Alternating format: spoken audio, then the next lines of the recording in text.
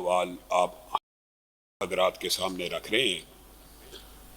ماں عائشہ نے ایک مرتبہ روتے ہوئے رسول اللہ صلی اللہ علیہ وسلم سے پوچھا، اور آپ رو رہی ہیں، اللہ کے خوف سے ہی رو رہی ہیں اور قیامت کے دن کی تلخیوں کو یاد کر کے رو رہی ہیں، تو بے چین ہو گئی اور رسول اللہ صلی اللہ علیہ وسلم کو مخاطب کیا، اے اللہ کے رسول، وہاں پہ آپ اپنے اہل و عیال کو یاد رکھیں گے کہ نہیں رکھیں گے؟ ایک تسلی چاہیے، ایک تشفی چاہیے۔ تو رسول اللہ صلی اللہ علیہ وسلم اگر وہاں پہ کہہ دیتے، سفارش بھی کرنی ہے، شفاعت بھی کرنی ہے، انبیاء کا یہ مقام اور مرتبہ ہے کہ دیگر کئی لوگوں کو جنت میں لے کے جانا ہے، تو وہاں پہ کہہ سکتے تھے، لیکن امت کو سمجھانے کے لیے اور ماں عائشہ کا بھی کنسپٹ کلیئر کرنے کے لیے حضرت فاطمہ کو کہا یہ جنت کی سردار ہیں، لیکن ساتھ یہ بھی کہا، حضرت فاطمہ کو یہ بھی کہا کہ آپ جنت کی سردار ہیں، اور فرشتے نے خبر دی ہے، لیکن یہ بھی ساتھ کہا کہ میدان جو ہے عمل کا وہ گرم رکھنا، یہ نہ سمجھنا کہ رسول اللہ کی بیٹی ہو تو جنت میں چلی جاؤ، حالانکہ جنت کی بشارت ہے، بشارت بھی ہے، سردار بھی ہے، لیکن یہ نہ سوچنا کہ تیرا باپ نبی اور رسول ہے تو تجھے جنت میں لے جائے گا۔ یہی معاملہ امی عائشہ نے بھی جب پوچھا کہ وہاں پہ آپ اپنے اہل و عیال کو یاد رکھیں گے، تو رسول اللہ صلی اللہ علیہ وسلم نے کلیہ بتایا کہ میزان کے سامنے جب مخلوقات کھڑی ہوگی تو کوئی بندہ کسی دوسرے بندے کے بارے میں سوچ بھی نہیں سکے گا، نمبر ایک۔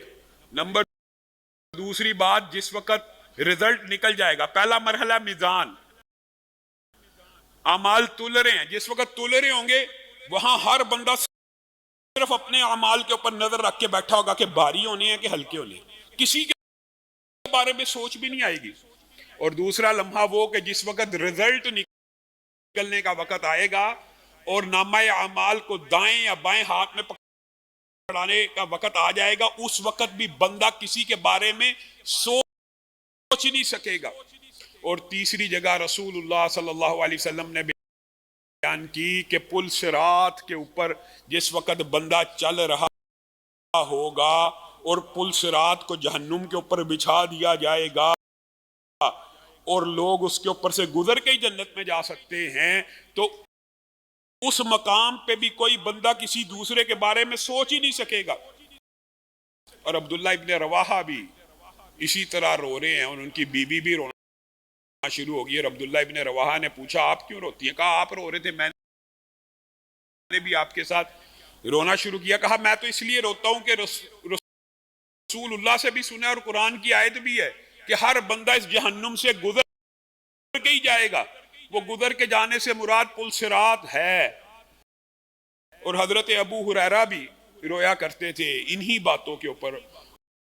اور حضرت عبداللہ ابن مسعود کا ایک عجیب و غریب واقعہ صحیح سند سے کہ آپ ایک لوہار کی دکان سے گزرے، لوہار کی دکان سے، اور وہاں پہ لوہا کوٹنے والوں نے ایک بھٹی لگائی ہوتی ہے جس سے وہ لوہے کو پگھلاتے ہیں، تو جب وہ اس آگ کو دیکھ رہے ہیں تو رونا شروع ہو گئے، لوہار کی آگ کو دیکھ کے۔ ہم بھی تو روزانہ آگ کو دیکھتے ہیں، ہماری طبیعت کے اوپر کیا کوئی اثر پڑتا ہے، کوئی فرق پڑتا ہے، کوئی دل کی دنیا بدلتی ہے؟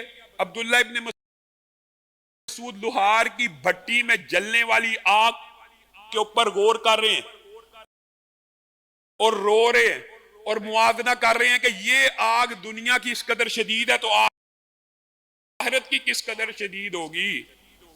عبداللہ ابن عمر بھی روتے ہیں، یہ صحابہ کے ہر رونے کے طویل تر واقعات ہیں، لیکن ہاں یہاں پہ رسول اللہ صلی اللہ علیہ وسلم کی عظمت کی صحیح مسلم کی اور دیگر کتب کی وہ احادیث بھی سامنے آ جاتی ہیں۔ رسول اللہ سے صحیح سند سے ثابت ہے، رسول اللہ صلی اللہ علیہ وسلم جن کے اوپر قرآن اترا وہ بھی قرآن پہ تدبر کیا کرتے تھے، اور قرآن کے اوپر غور کرتے کرتے حضرت ابراہیم کی اس آیت پہ پہنچے کہ ابراہیم اللہ رب العزت کو کیا کہیں گے، ربی انہن اضللن والی جگہ پہ بتوں کی مقام کے اوپر کہ انہوں نے بہت سے لوگوں کو گمراہ کیا. اور حضرت عیسیٰ کی آیت پہ پہنچے کہ ان تعذبہم فإنہم عبادک، تو رسول اللہ صلی اللہ علیہ وسلم زاروں کتار ہونا شروع ہو گئے کہ ایک ابراہیم نے اپنی امت کے لیے کیسی دعا کی، ایک عیسیٰ نے اپنی امت کے لیے کیسی دعا کی. تو رسول اللہ صلی اللہ علیہ وسلم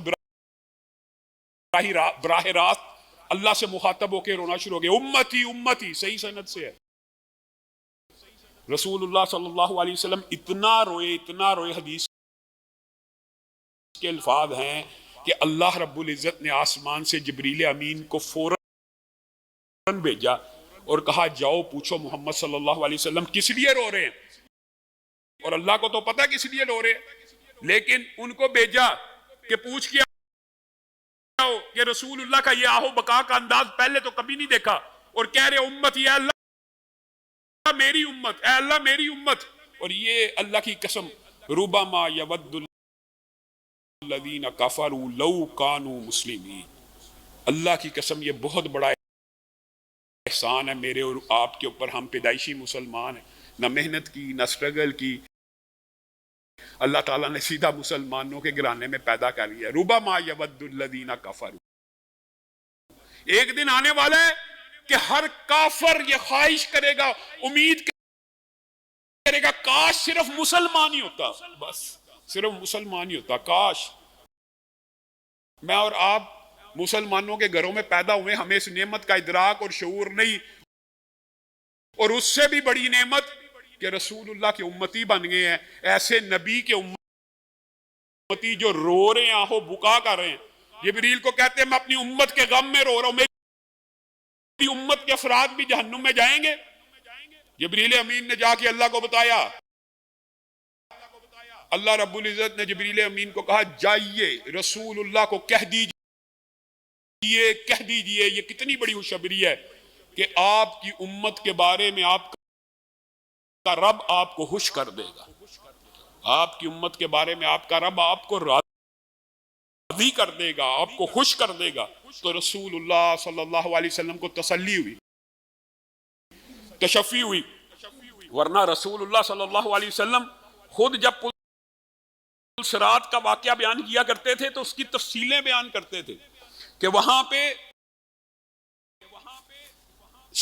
رسول اللہ کا بھی یہ فرمان ہے کہ پل صراط کے اوپر جس وقت جہنم کے اوپر اس پل کو ڈال دیا جائے گا، یہ وہ لمحہ ہوگا. رسول اللہ نے کہا کہ ابراہیم جیسا جلیل القدر پیغمبر اس وقت کہہ رہا ہوگا میری جان میری جان. اور یہ امت کی خوش بختی ہوگی کہ امت سب سے پہلے اس پل صراط سے گزرتی ہوئی جنت میں داخل ہو جائے گی. ہاں لیکن بعض بدبخت ہوں گے،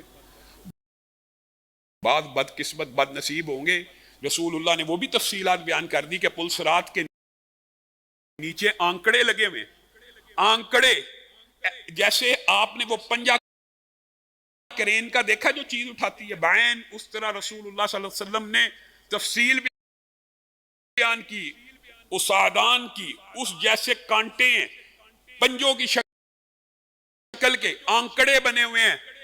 کسی کو لوٹ مار کی وجہ سے پکڑ لیں گے، کسی کو جھوٹ کی وجہ سے پکڑ لیں گے، کسی کو غیبت کی وجہ سے پکڑ لیں گے. ہر بندہ اپنے اعمال کی وجہ سے اس پل سے گزرنے سے عاجز اور قاصر آ جائے گا. یہ بھی رسول اللہ نے فرما دیا. کچھ لوگ تو جہنم کتنی وسیع ہے، اس کے اوپر پل ہے،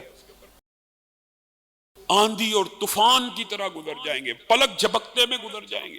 کچھ لوگ اڑتے اڑتے رڑتے رڑتے آہستہ آہستہ ایک طویل سفر کے بعد کراس کریں گے. کچھ گرتے پڑتے بالآخر پہنچ جائیں گے، اور اکثریت جب اس کے اوپر سے گزرے گی تو گر جائے گی. اللہ رب العزت اس مقام سے ہم سب کو بچائے. اور رسول اللہ صلی اللہ علیہ وسلم کی دیگر احادیث یہ بھی بیان کرتی ہیں. اور بعض خوش قسمت ایسے ہوں گے، یہ خوف خدا سے متعلق بات، بعض خوش قسمت ایسے ہوں گے کہ جب پل صراط پہ چل رہے ہوں گے تو جہنم پکار اٹھے گی، گزرو ذرا تیزی سے گزرو، تمہاری آنکھوں کے آنسوؤں نے میری آنکھ کو ٹھنڈا کر دیا. تیزی سے گزر جاؤ، نکلو یہاں سے۔ اللہ رب العزت ہمیں ان خوش نصیبوں میں بنائے اور اس دنیا میں آنسو بہانے کی توفیق دے، ورنہ رسول اللہ صلی اللہ علیہ وسلم نے فرمایا جہنم میں ایک جہنمی کے، 2 کی یا 3 کی یا سارے جہنمیوں کی بات نہیں، ایک جہنمی کے آنسو اس قدر زیادہ ہوں گے، اس قدر زیادہ ہوں گے ایک جہنمی کے، اس دن اتنے آنسو ہوں گے کہ اگر اس میں کشتی چلانی پڑے تو کشتی چل پڑے۔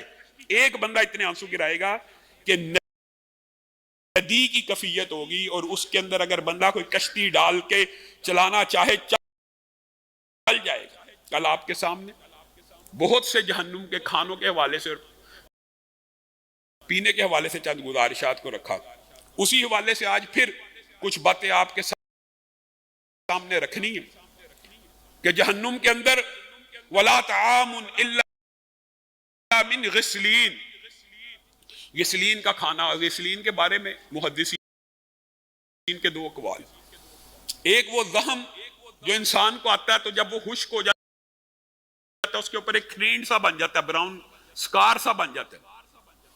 اکثریت جمہور علماء کا کہنا ہے غسلین سے مراد وہ سکار ہے جو جہنمیوں کے زخموں کے اوپر جو سکار بنے گا، کھرینڈ بنے گی، وہ کھانا ہے۔ اور بعض نے کہا کہ یہ جہنم کا ایک درخت ہے، یہ بھی ایک درخت کے اندر شامل ہے۔ اللہ رب العزت اس کھانے سے بھی ہم سب کو محفوظ فرمائے۔ اور ایک کھانا غساق ہے، لا يذوقون فيها بردا ولا شرابا الا حمیما وغساقا، یہ ایسا بدبودار زہریلا مادہ ہے، صحیح حدیث میں آتا ہے کہ یہ انسان کو جہنمیوں کو کھلایا جائے گا، اور اس کی حقیقت یہ ہے کہ اگر اس کا ایک ڈول زمین پہ اتار دیا جائے تو زمین و آسمان کی تمام مخلوقات میں بدبو پیدا ہو جائے۔ اللہ رب العزت اس کھانے سے بچائے۔ اور پھر مائع سدید کا ذکر ہے، یسقا من ماء سدید، یہ کیا ہے؟ یہ جہنمیوں کی پیپ ہے، یہ جہنمیوں کی زخموں سے، ایک ہے کھرینڈ اور ایک ہے پیپ اور ایک ہے طینۃ الخبال، وہ جہنمیوں کا پسینہ ہے۔ اور رسول اللہ صلی اللہ علیہ وسلم نے فرمایا یہ کھانے پینے ان کے لیے مختلف چیمبرز بھی ہوں گے، اور ایک وادی ہے جہنم میں بولس نامی، اور اس وادی میں ان لوگوں کو اللہ تعالیٰ ڈالے گا۔ پیچھے آپ نے سمجھا کہ جہنمیوں کے اللہ تعالیٰ جسم بڑے کرے گا، وسیع کرے گا، بڑھاتا جائے گا، بڑھاتا جائے گا، 400 کلومیٹر